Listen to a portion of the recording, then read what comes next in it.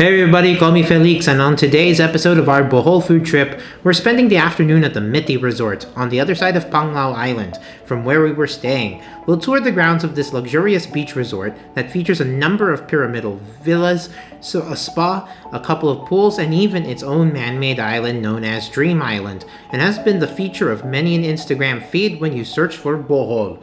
We're also having lunch at the Mithi Resort's in-house restaurant, and after lunch, we're taking the DJI Mavic 3 drone to the air for this scenic and exclusive spot in Bohol. Before we get into touring the Mithi Resort, let's take stock of where we were last time on our Bohol food trip. Last time we spent a rain-soaked night visiting a newly launched modern outdoor food park in the town of Dawis on Panglao Island that we feel is destined to be a major tourist spot in Bohol. This place is called Fort Ridge Food Park, and it features plenty of vendors sporting quite the variety in cuisines.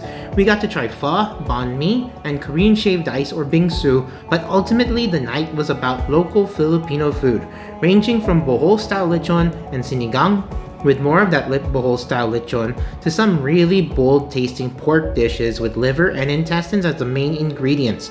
We've eaten plenty of pork innards before, and for us locals boys, it's normal to eat them regularly, but Boholanos must be made of stronger stuff than us, because these pork innard dishes were considered clean tasting by our local guide Chris, whereas we found them way too gamey tasting.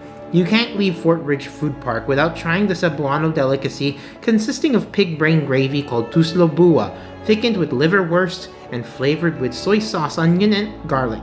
I liken tuslobua to the residual gravy left behind from Ilocano dry dinuguan, without the pork meat, but I found it way too salty for my liking.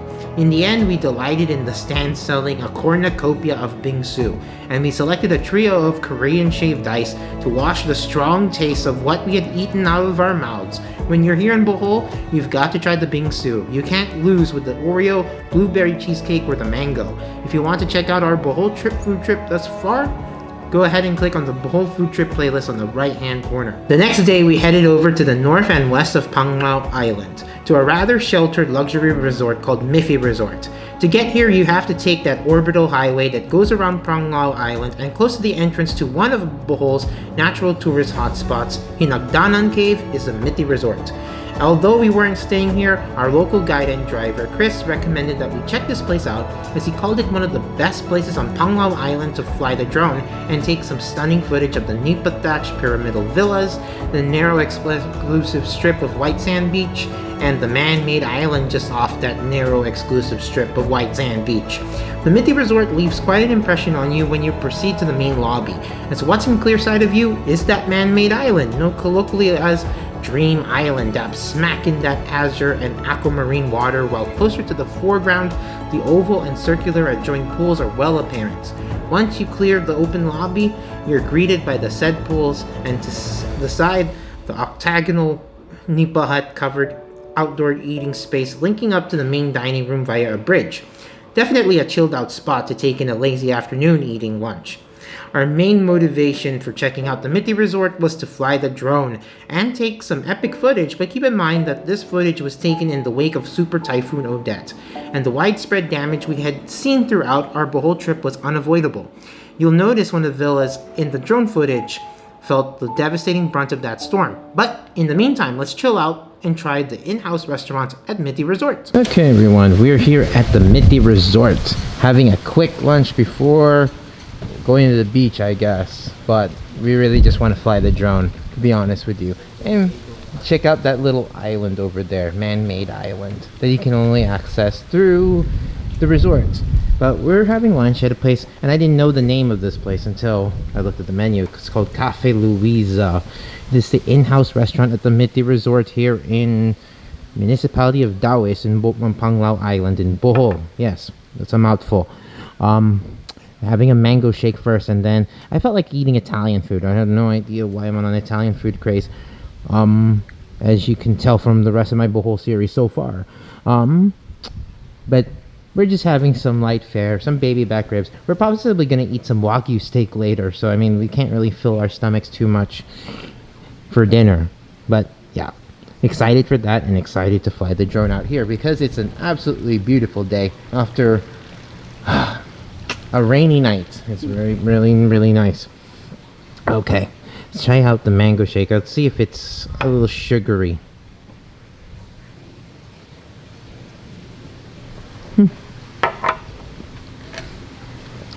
Yeah, not too much sugar.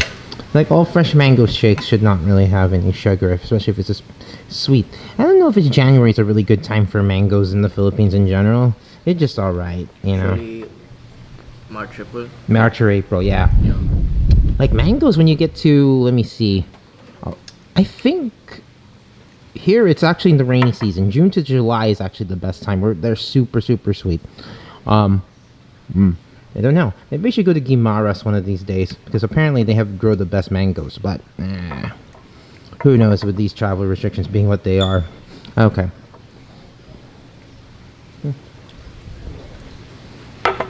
But of course, always welcome on a warm, humid day. Bohol is so humid, even in the cooler seasons. Just so you guys know, not like Palawan or Ilocos where the amihan is there and it's cooler and there's complimentary bread. Yay. A really crunchy baguette. I'm sure they don't call it baguette, but okay. We'll wait for our real mains to get here. So as you can probably tell, we're not staying at this resort, but I really like the layout of it. You see these pyramidal, like trimmed nipa villas over here, really nice, and then nice pools over here. I wonder if that is a real hot tub over there. You know, sometimes I get fooled here, especially. It looks like they have two. See that one over there? That one over there. I guess that's the hot tub. This one just looks like another pool. Kind of has like this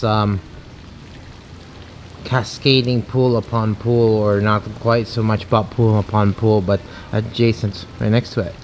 So this looks like a cliff down here, like a bit of a cliff here. I can see on the map that there's a beach down there, but you wouldn't believe that there's a narrow strand of beach. And then over there, there's this man-made, what I presume to be a man-made isle over there.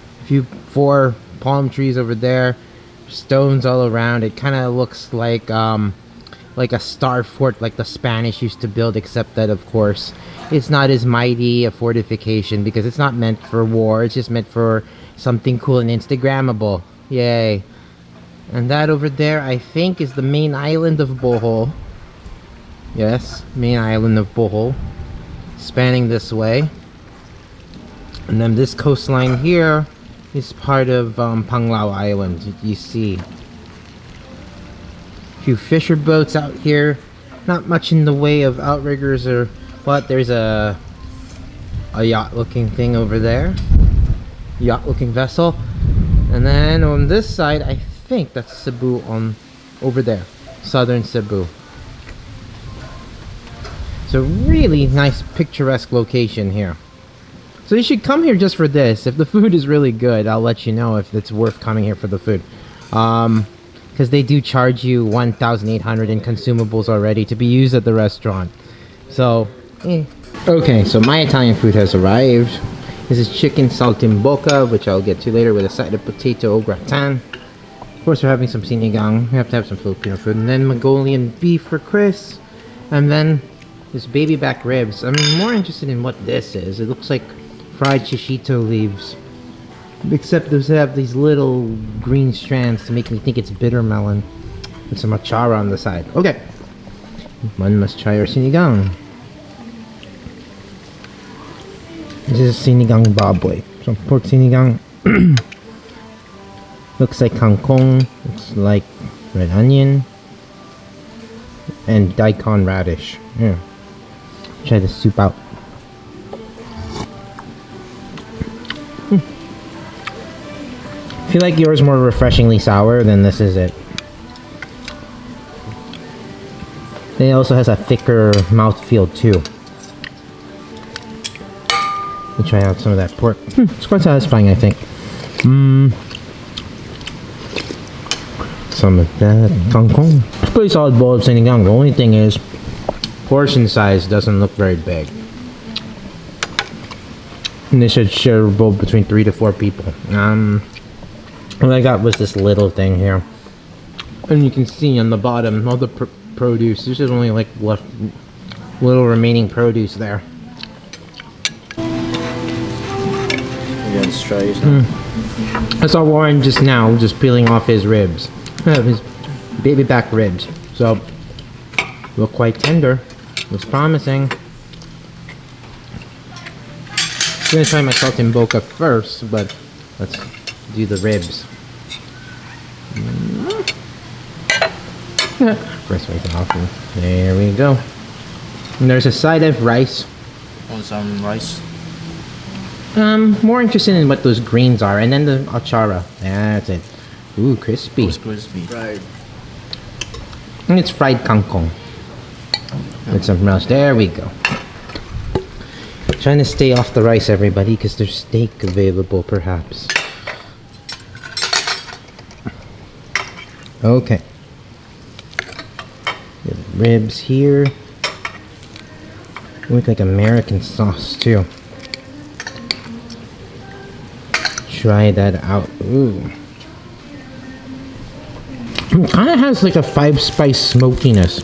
Like Chinese 5-spice.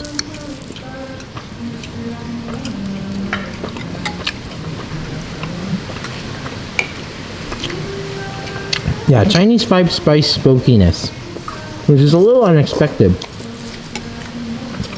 That meat is a teensy bit dry. Not as moist as I'd like it, though. Okay, it's time to try out these greens. Fried greens.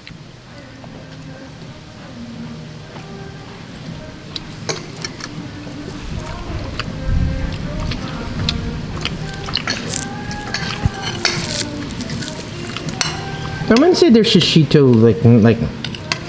Is it shishito leaves? No. No, shishito peppers. No, there's a type of Japanese leaf I keep forgetting. That they fry up and such. It doesn't really have a particular... taste in and of its own. It just tastes like the garlic it's fried in.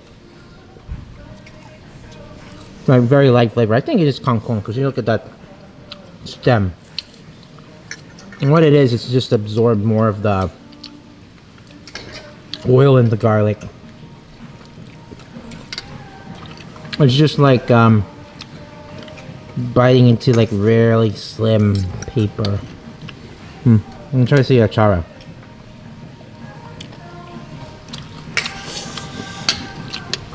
Got a good crunch. Just enough. There's a sugary backbone to it, and just enough of a vinegary note. Keep it honest, I think. I wish it was a little more sour for me. But yeah, otherwise the ribs are alright. Okay. The last main dish I will try for you is chicken saltimbocca. So saltimbocca is an Italian dish, in case you're uninitiated.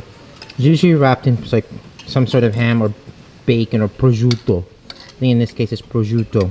It's kind of like Italian cordon bleu, if you like to say. Part of that bacon just came off. And then there's some sauce here. Some little vegetables. And then a little side of potato au gratin. I'm a little surprised it's kind of like on the side here rather than on like a ramekin or something. That piece of bacon has just landed there. Let's see how tender this is. With my fork, I'm just applying some pressure, and there it goes. And down the middle.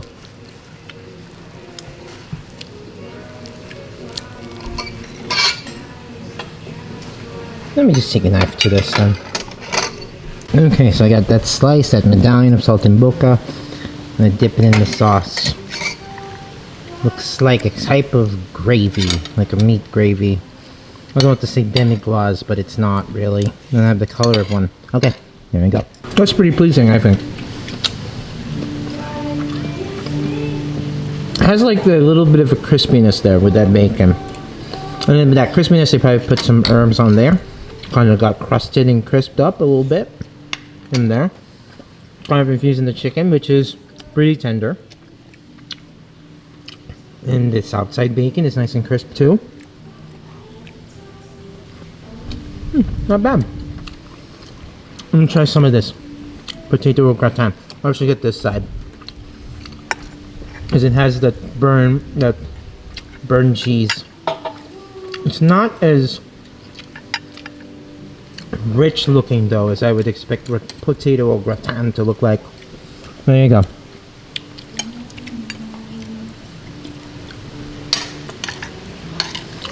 Yeah. Needs an excess of cheese, in my opinion. It needs more cheese, otherwise it kind of starts tasting like there's a random baked potato without all the fixings.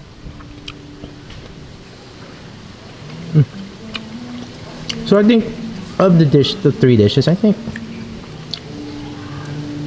I like the sinigang a little bit more, actually. It's pretty solid. Yeah, I like this as well. Pretty good. Gratin could use some work though. Especially lots and lots more cheese. Okay. I don't know if we're in the mood for dessert still, but we'll see. We're really excited about flying out the drone though. Out of here. Okay. I told you that we would get dessert. You had some doubts, but there you go. Warren is just mixing up his halo with chocolate ice cream. You know, I never really understood with chocolate ice cream. I don't think it, like, flavor sensations aren't that good. But, yeah, that's what Warren feels like. Now, this I'm excited about. This is mango creme brulee. Now, where we're staying, Bohol Beach Club has a very good mango creme brulee. I had it twice. I hadn't had it on camera yet. I didn't get a chance to review it. But I mean, it's absolutely sensational. This, as far as the color, look at the caramelization there. It's beautiful. Now, the thing is that Bohol Beach Club, known colloquially as BBC, they give you fresh mangoes on the side. And so, that mango creme brulee already has the essence of the mango, like really fresh mango sweetness. And then you add more of it in there, and it really drives well with the bitter roastiness of the crust, the caramelized sugar crust. But what we have here is some whipped cream and some like mango, little bits of like fresh mango compote, I think. I don't know why I put some whipped cream, but I'm going to do so here, just to some of that there. Okay, well, Warren had compelled me to try chocolate halo. Chocolate ice cream halo. It's got a bunch of like, it looks like they put like cornflakes on here too. It looks interesting. You ever had halo with cornflakes like in the cereal? I like it because of course there's a sugariness and it already tastes like cereal. Okay, there you go. There's a whole lot of kalong in here. Whole lot of it. What I get is like that cornflake texture that like here.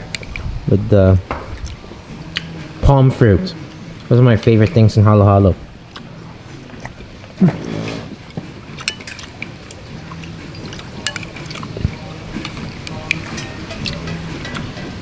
They did not skimp on the beans either. And the macapuno.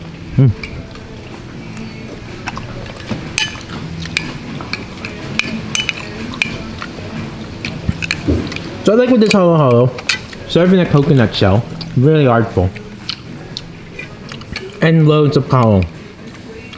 And I think adding like the cornflakes kind of give it more a crunch and also a little bit of like an added sweetness. Something a little savory about it too, like chicha corn. You know, back in Ilocos, that stuff, especially from vegan. Yeah. What do you think of, Warren, that you put chocolate ice cream in your halo, which it doesn't really taste? Yeah. Chocolate. Obe or no. No, you got chocolate ice cream. I thought it was good. It's good. I like all the ingredients here. So, it's packed full of stuff. So, there you go.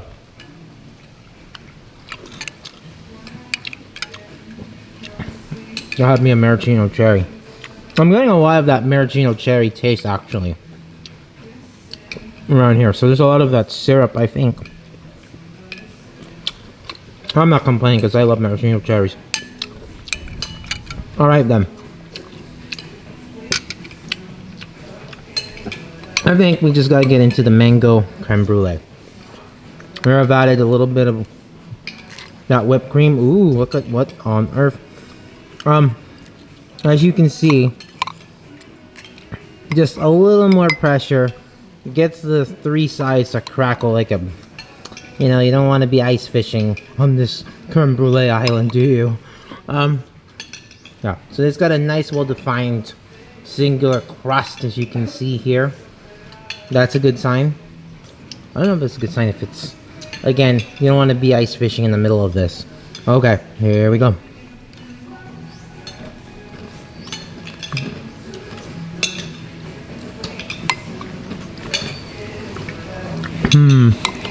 I love that caramelization there. Add some roasty bitterness, just a teensy bit, but of course the cream accents it very well. I don't get much mango on this one though.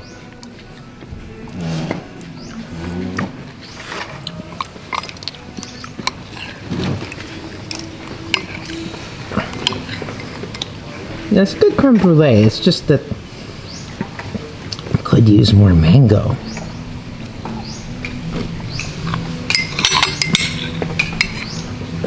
And so again, the one I had at BBC, still the winner for me. Because it has the right amount. This one is more caramelized, which I like. But as far as like the balance of flavor between really sweet mango with like that sugary crust that's burnt is really like the ticket of like a perfect mango creme brulee. So this is good. It's just not perfect like the BBC one. Remind me guys that you want to see a video of BBC, which I will do in the resort video. I'll publish it. I think it's a really cool place to stay, Bohol Beach Club, even though it kind of feels dated. Kind of does, but it's got that wonderful charm and also good service, really good service, and food there is quite good too. So I will review that, and it's got an awesome locale, just like awesome location too, just like this. But if you love the beach, I think you will love BBC. Okay, that's enough plugging for me on that end. Let's right now go on further. I think to get some drone footage of this place on Panglao Beach. The only thing is the clouds, and it's kind of like 3 in the afternoon, so the water doesn't look as brilliant out there, at least for now. So hopefully the sun does peek through a little more to give us a little more color. Otherwise we're gonna filter the living hell out of that. Okay, back in a bit then.